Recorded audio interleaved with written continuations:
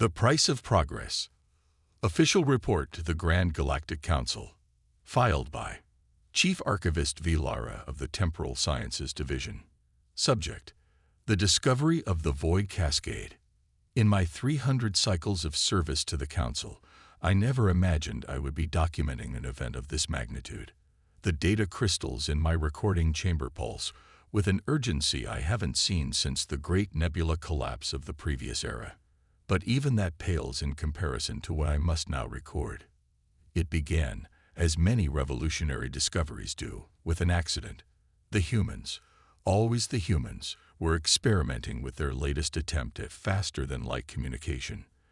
Their previous 97 attempts had failed in various spectacular ways, much to the entertainment of the galactic community. The hive mind of Arcturus Beta still plays recordings of Attempt 43, where the humans accidentally turned all their quantum receivers into what they called disco balls. But Attempt 98 was different.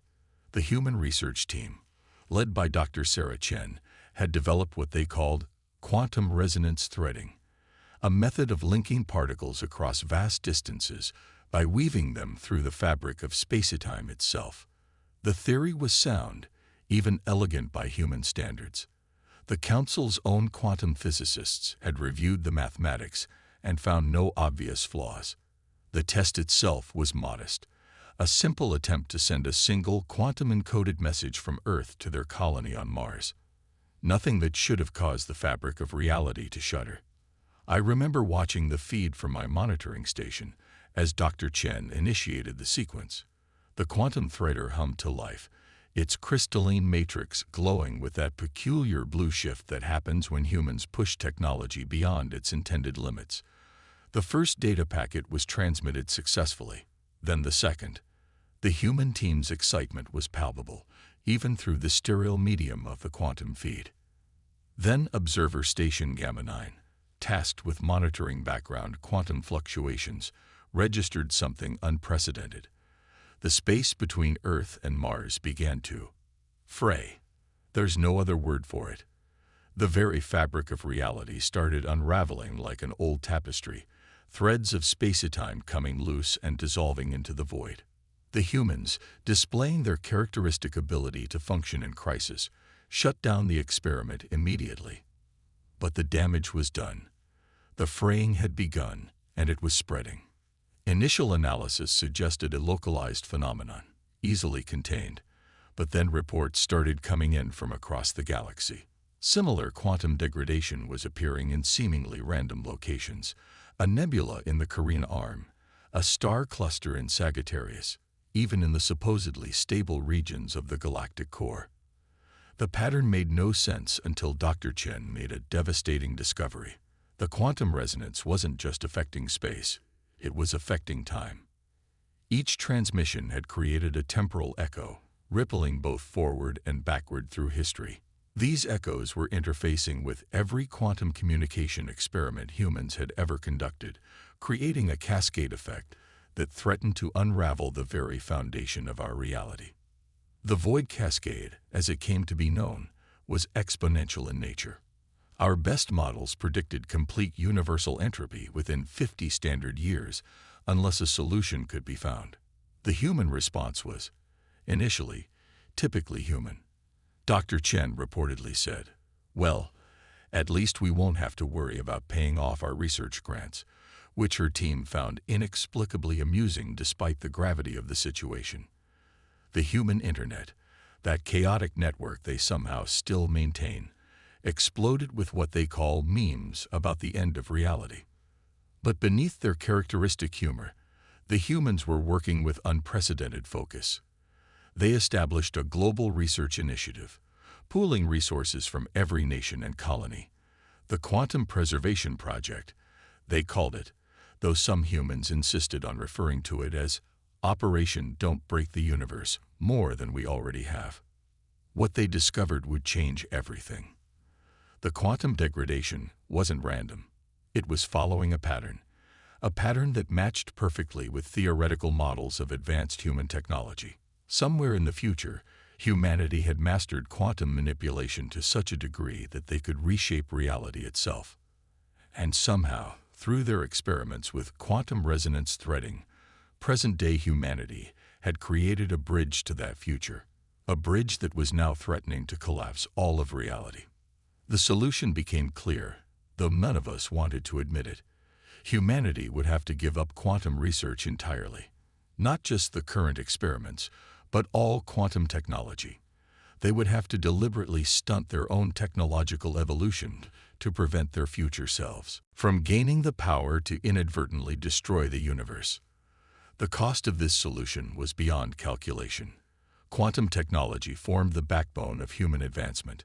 Without it, they would lose faster-than-light communication, quantum computing, and countless other technologies they had come to rely on. When the Council presented these findings to the human representatives, we expected denial, anger, or perhaps another attempt at humor. Instead, we witnessed something unprecedented in galactic history: absolute silence from every human in attendance.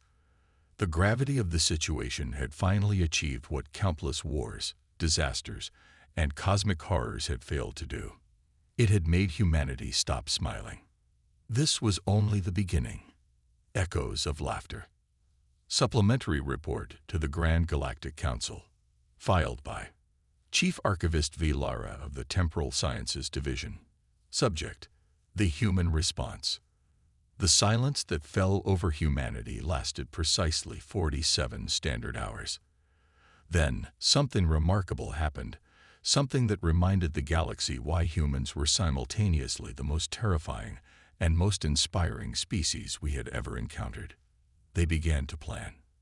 The Quantum Preservation Project transformed overnight into the largest scientific endeavor in human history. But this time, they weren't working to advance technology. They were working to systematically dismantle it. Dr. Chen led the initiative, her team working around the clock to catalog every piece of quantum technology on Earth and its colonies. The task was immense. Quantum systems had become integrated into nearly every aspect of human civilization, from their medical equipment to their entertainment devices. "It's like trying to unscramble an egg," one human scientist remarked, then immediately apologized for the joke. The weight of their task was affecting them in ways none had predicted. The species known for finding humor in everything was becoming serious. The changes were subtle at first.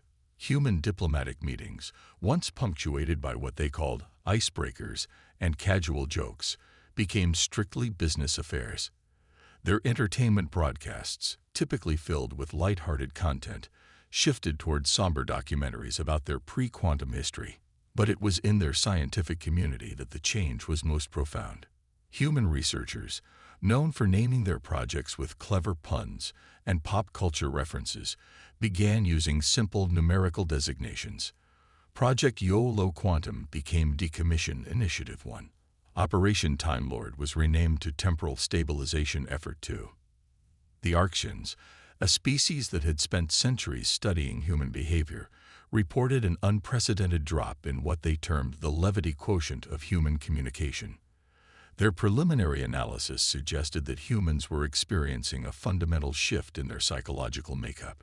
Yet even as their characteristic humor faded, humanity's other traits, their determination, their creativity, their sheer stubborn resilience, seemed to intensify. When the Centaurian delegation suggested a gradual phase-out of quantum technology over 20 years, the humans countered with a plan to do it in 2. "We broke it," Dr. Chen told the Council, her voice carrying none of its usual warmth. "We fix it. Now." The human internet, once a chaotic realm of what they called memes and jokes, became a global coordination network for the decommissioning effort. Every human with knowledge of quantum mechanics, from theoretical physicists to undergraduate students, was recruited to help map out the technological dependencies that needed to be unwound. But it wasn't just their scientific community that mobilized. Human artists began creating works depicting their pre-quantum history, reminding their people of who they were before the technology. Human teachers developed new curricula focused on classical physics and conventional computing. Human children started playing games that didn't rely on quantum entertainment systems. The galaxy watched in astonishment as humanity systematically dismantled centuries of progress, piece by piece, circuit by circuit. They worked with a precision and focus that many species had thought them incapable of maintaining for extended periods. Then came the incident that made us realize just how deep the change went. During a routine decommissioning operation at the Lunar Quantum Research Facility, a containment field failed. The resulting quantum surge created what humans would have once called a light show, a cascade of impossible colors, as reality briefly forgot how to be real. In the past, such an event would have inspired dozens of jokes, probably several internet memes, and at least one trending video set to amusing music.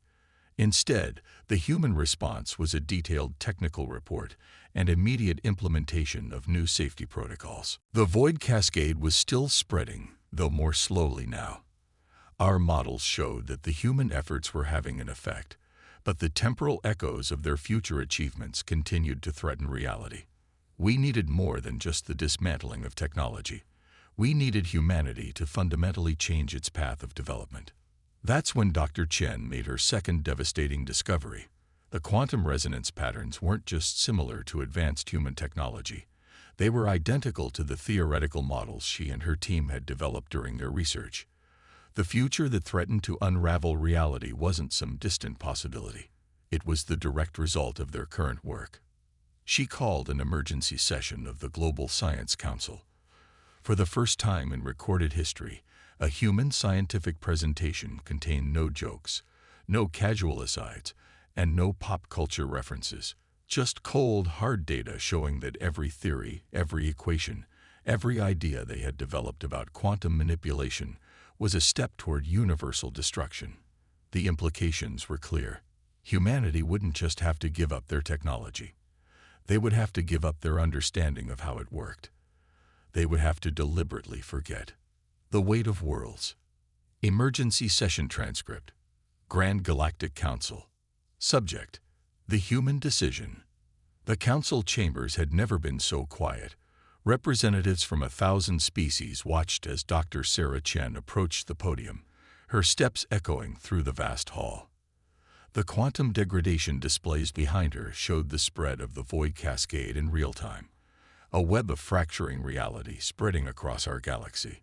The human scientist looked different from when she had first addressed the council months ago. The circles under her eyes were darker, her movements more measured. She carried with her a single data crystal, humanity's proposed solution to the crisis. "We have found a way," she began, her voice steady but stripped of its former warmth. "But the cost." She paused, and for a moment, the old Dr. Chen surfaced, the one who used to joke about quantum uncertainty principles during staff meetings. But it passed quickly. The solution was both elegant and terrible. Humanity had developed what they called a quantum amnesia protocol.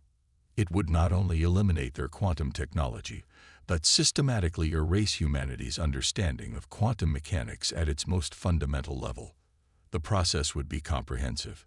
Every textbook, every research paper, every digital record containing advanced quantum theory would be destroyed. Educational programs would be rewritten to exclude certain mathematical concepts that could lead to quantum manipulation.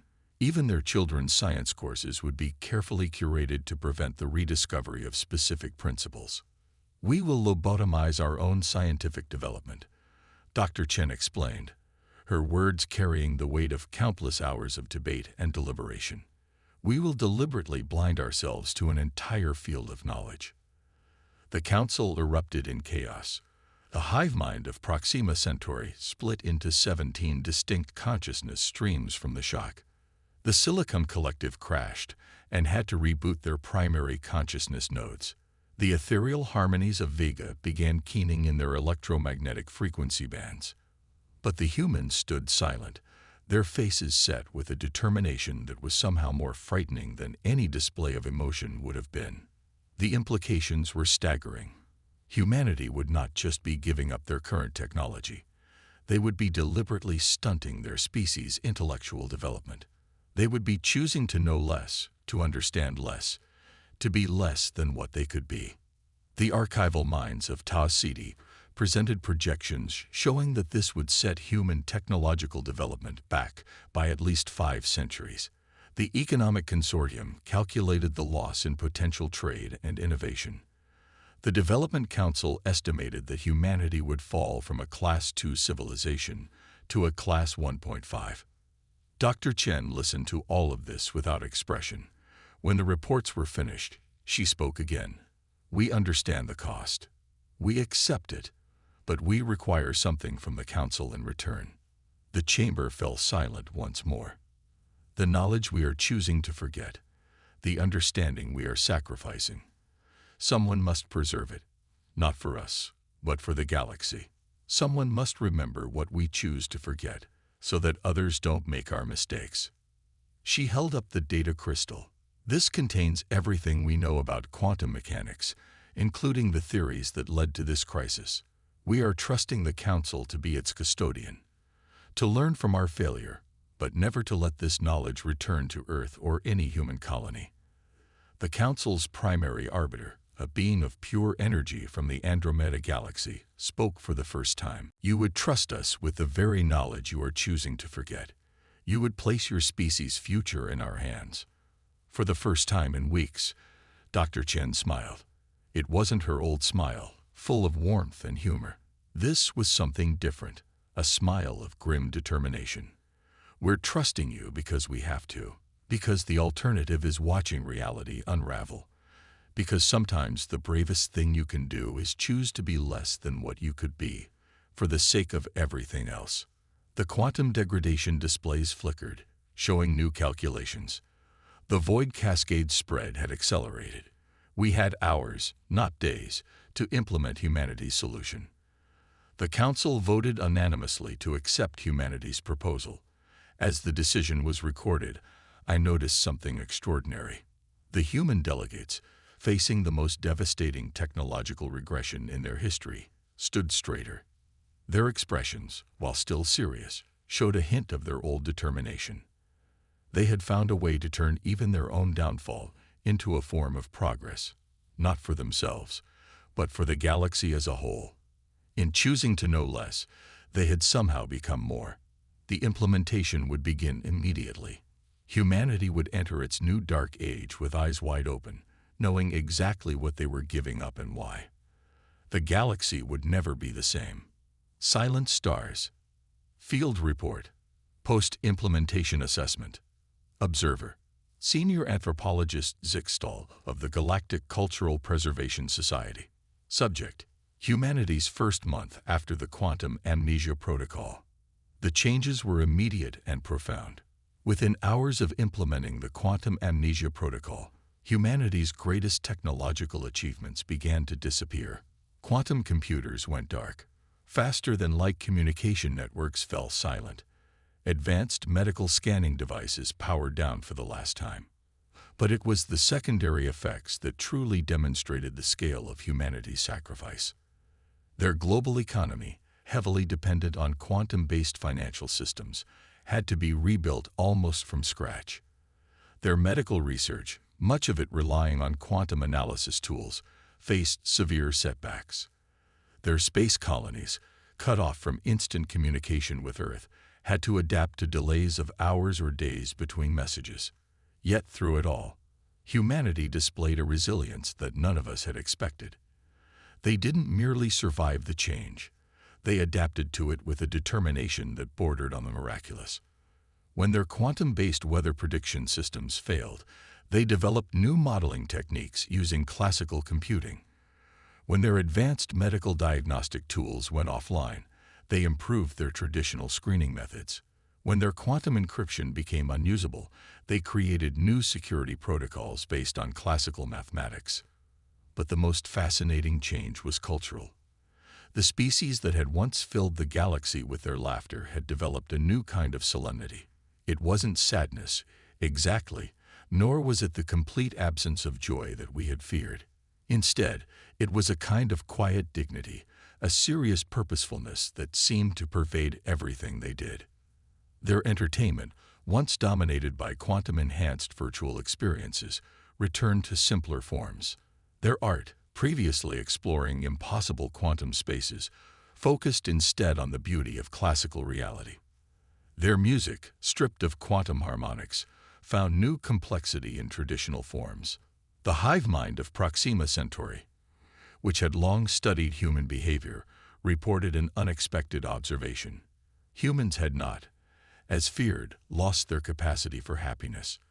They had instead developed what the hive mind termed deeper joy, a more profound appreciation for the simple aspects of existence they had previously taken for granted. But perhaps the most surprising development came from their scientific community. Deprived of quantum mechanics, human researchers didn't abandon their pursuit of knowledge. Instead, they redirected their legendary curiosity into other fields. Classical physics saw an unprecedented renaissance. Biology, chemistry, and environmental sciences received new attention. Even their social sciences experienced a surge of innovation. Dr. Chen, now heading Earth's new classical physics initiative, made a remarkable statement during a global science conference. "We didn't lose everything. We just learned to look in different directions." The void cascade, meanwhile, had begun to recede. The quantum degradation patterns showed signs of stabilization. Reality, it seemed, was beginning to heal. Yet questions remained. The Council's custodianship of humanity's quantum knowledge weighed heavily on many species. Some argued that we should destroy the data crystal containing humanity's quantum secrets, eliminating the temptation to ever return this dangerous knowledge to them. Others insisted we should study it, learning from humanity's mistakes, while helping them maintain their self-imposed restrictions. Then came the discovery that would challenge everything we thought we knew about humanity's sacrifice. During a routine survey of Earth's upper atmosphere, our sensors detected something unusual. The quantum patterns we observed didn't match anything in our database. They weren't remnants of humanity's old technology, nor were they echoes of the void cascade. They were something entirely new. At first, we feared the humans had somehow retained some quantum knowledge, despite the amnesia protocol. But closer analysis revealed something far more intriguing. These patterns weren't artificial. They were natural. They were coming from the humans themselves. Somehow, in choosing to forget their quantum knowledge, in accepting their limitations, humanity had begun to change at a fundamental level. Their consciousness, their very being, was developing new ways of interacting with reality, ways that even they didn't understand. The implications were staggering. Had humanity's greatest sacrifice somehow set them on a path to an even greater transformation? Had their choice to know less somehow opened the door to knowing differently? The Council debated whether to inform humanity of this development. In the end, we decided to wait and observe. After all, they had taught us something profound about the nature of progress. Sometimes the path forward requires a step back. And so we watched, and we wondered what humanity would become. Dawn's New Light. Final report to the Grand Galactic Council. Filed by Chief Archivist Villara. Subject: 1 year after the Quantum Amnesia Protocol. The discovery changed everything, yet we chose to tell humanity nothing. We watched as they rebuilt their civilization without quantum technology. We observed as they developed new solutions to old problems. We studied the strange quantum patterns that emanated from their bodies, patterns that grew stronger with each passing day. But most importantly, we witnessed something none of us had expected: the return of human laughter. It started slowly, a child giggling at a butterfly landing on their nose, a scientist chuckling at an elegant mathematical solution, a farmer laughing at the sight of their first successful harvest using traditional methods. Small moments, but they sparked something profound. The humans were learning to find joy again, not in their technological achievements, but in the simple act of existing. Their humor, when it returned, was different, less frantic, more thoughtful. They had lost their ability to manipulate quantum reality, but they had gained something else: a deeper appreciation for reality itself. The quantum patterns we detected in their bodies continued to evolve. Our best theorists suggested that in choosing to forget quantum mechanics, Humanity had somehow opened themselves to a more intuitive understanding of the universe. They couldn't manipulate quantum states anymore, but they were beginning to sense them naturally, unconsciously. During one memorable council session, the Silicon Collective presented evidence that human children were developing an uncanny ability to predict quantum probability outcomes without any understanding of the underlying mathematics. They couldn't explain how they knew. They just did. The hive mind of Proxima Centauri reported instances of humans unconsciously synchronizing with quantum fluctuations in their environment. The ethereal harmonies of Vega documented cases of human artists creating works that perfectly mapped to quantum wave functions, though the artists themselves had no knowledge of quantum physics. Dr. Chen, still leading Earth's classical physics initiative, submitted a paper theorizing that consciousness itself might be nature's way of observing quantum states. She had no way of knowing how close she was to understanding what her species was becoming. 1 year after the implementation of the Quantum Amnesia Protocol, the Council faced a decision. The quantum patterns emanating from humanity were growing stronger.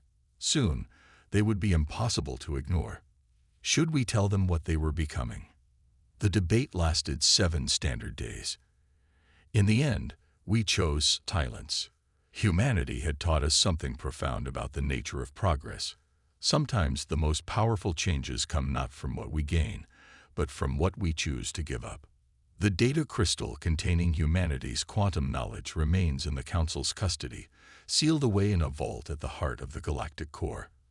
But with each passing day, it becomes increasingly clear that this knowledge may no longer be the most valuable thing humanity has to offer the galaxy. They chose to know less so that reality could continue. In doing so, they began to understand more than any quantum computer could calculate. They sacrificed their technological advancement and gained something far more precious, a natural, intuitive connection to the quantum fabric of existence. The species that once threatened to unravel reality through their technology is now helping to weave it together through their very being. They don't realize it yet, and perhaps they never will. But we know. We watch, and yes, sometimes we even laugh. For in the end, humanity's greatest joke was played on the universe itself. In choosing to forget how to manipulate reality, they began to become one with it. And somewhere in the vast expanse of space, reality itself seems to be smiling. End report. Personal addendum by Chief Archivist Vilara. I've learned that humans have a saying. Sometimes you have to lose everything to gain something greater. As I file this final report, I can't help but wonder if they knew, somehow, deep in their remarkable intuition, exactly what they were doing all along. Perhaps that's why they can smile again. Perhaps that's why we can too. Final archive seal. Report complete.